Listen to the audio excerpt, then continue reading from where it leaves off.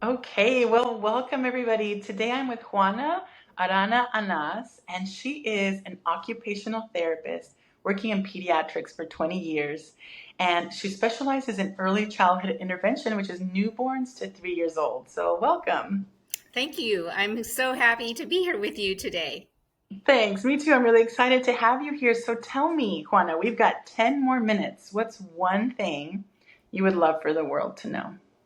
I would love for the world to know that every child is unique and then understanding their individual needs. Is that how you foster their growth and development? And then parents just need to pay attention to what is the specific thing that their child is doing because every child shows clues of what they're working on and how you can help them to develop.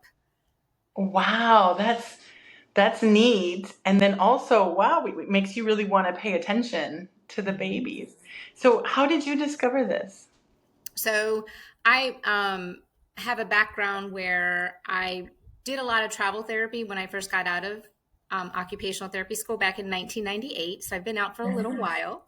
Yeah. And I've always enjoyed the babies. My first experience with seeing either occupational therapy or physical therapy was when I was younger. I had cousin who had an unfortunate accident, and then he would go to therapy, and I would just watch these people play and watch him how he was able to develop. So that just really planted a seed for me when I was in high school. And then I went to school, and then I knew I wanted to work with the little ones. And so just one job after the next, I ended up landing with the itty bitty babies in early intervention. And I've never looked back or regretted it. I love watching the transformations that the Mhm. children have and then being part of those celebrations with the parents. I get, text messages and emails and videos like, look at what we were able to do because we are collaborative. So we work together and I teach them what to do and things Yes. that they've been working on for a while. Poof, I get the video and I'm like, oh my gosh. I had one mom one time cry because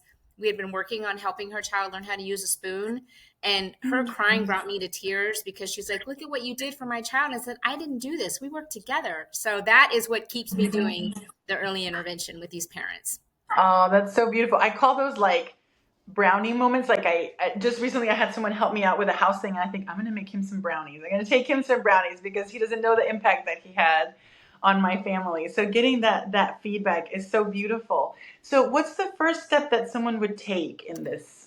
So the first step is knowing that there's more than one type of development. There's actually 5 different areas of development. Wow. So Okay. the program that I currently work for, we do testing. And so we make sure they're doing okay in all the different areas of development. And if they're not, then that's when we tailor the activities or the goals that the parents want to work on to help them catch up. The first thing, though, I notice new parents doing is I didn't know I was supposed to be paying attention to that.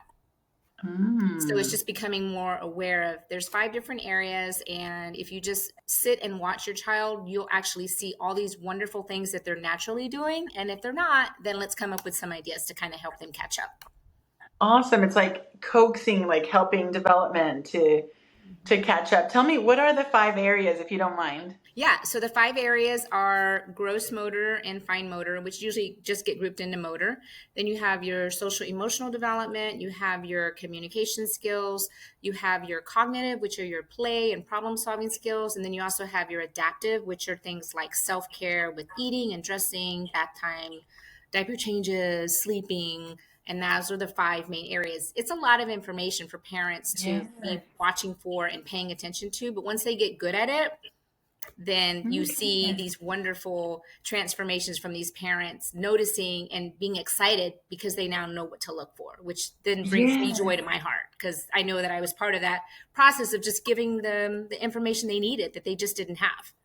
Yes, and it's almost like helping them to notice it helps that just that attention makes it grow better or just Mhm. that attention.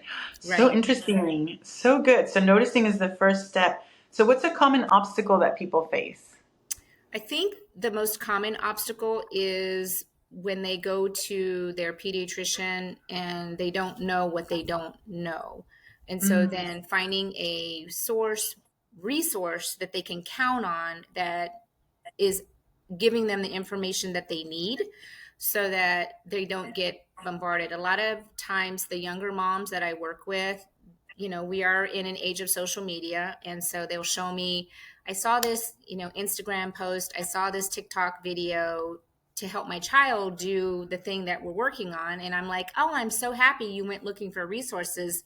But unfortunately, the information that you got is only like 20% of the entire picture. So they only get like one little puzzle piece. And so I help to fill in those gaps. So that's a common obstacle I see is people go searching on the internet because we have this wonderful thing called the internet to go Yeah, find what yeah, they're looking yeah. for.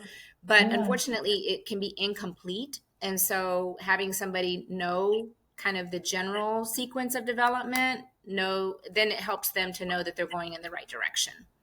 Okay, so good. It seems like you need like sort of an integrative approach. Like, here's all the information, but how does it work together? Right, right. And then Wow. the other thing too is, parents tend to compare their kids to other kids, which is Totally. common. That happens Yeah. all the time. I mean, when we had our kids, I had already been working in early intervention for at least 7 or 8 years, but even I had some, am I doing the things that my child needs? But development happens in chunks. And Oh, so every skill can happen from a certain age to a certain age. So as long as you're falling within that age range, you're good. It's when they fall outside of that range, then it becomes a concern.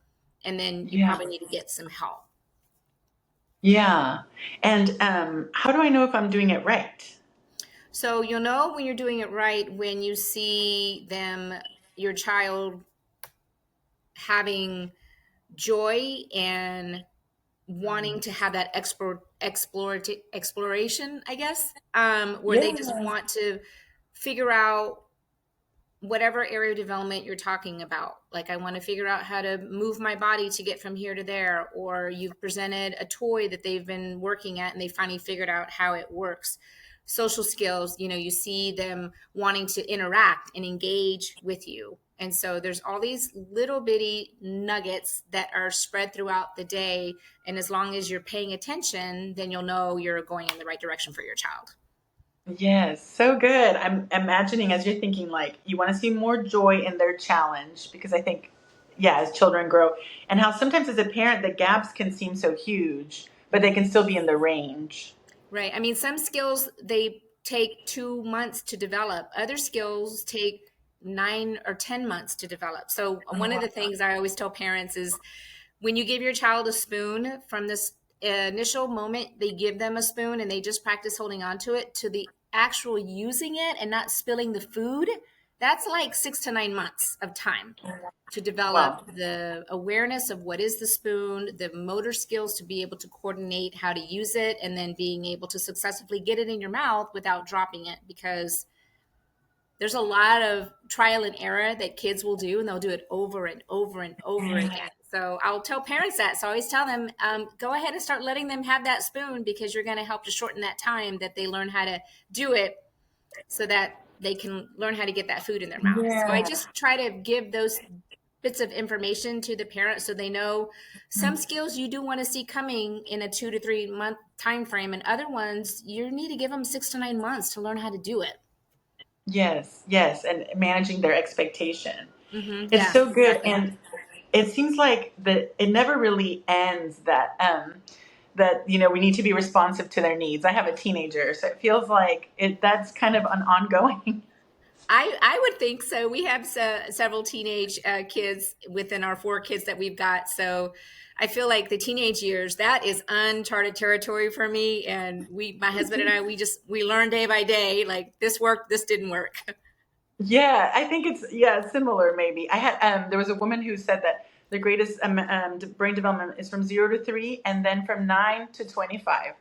So it's again a repeat of this massive development leap, and it's so neat how I love how you encourage parents to see their children as individuals Mm-hmm. and their unique needs and supports that might be needed. Well, it's so lovely. I really if you have any resources that you can send over, I'll put everything in the description. Yeah, And it's been so lovely to talk to you and to have this takeaway today. And so that's our time, and I'll make sure that people can find you and any resources that they may need. awesome, super. Yeah. Thank you so much. Thank you for having me. I appreciate it. Yeah, you're welcome.